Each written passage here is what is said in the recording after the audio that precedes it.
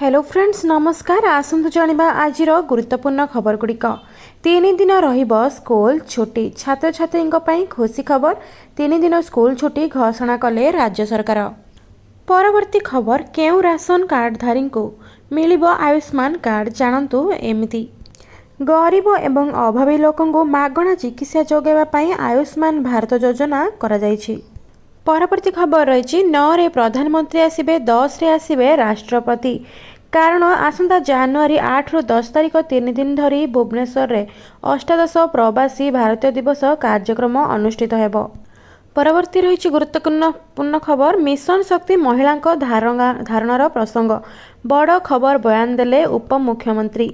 सरुनी आंदोलन राज्य रे शासन सभार संभाळुछि बीजेपी सरकार।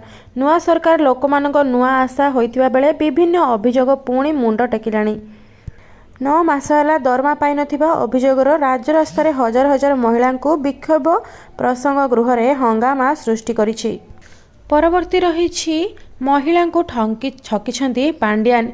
एभली आमे नुहे कहउछंती बीजेपी। जाल कागज देई महिला मानक सह बीजेडी विश्वासघातकता करिथिबार अभियोग कला बीजेपी। परवर्ती रही ओडिशा रे एणिकी चलिबो एमिति बस इलेक्ट्रिक डबल डेकर बस। यात्री खुशी खबर भुवनेश्वर रे चलिबो डबल डेकर ई बस।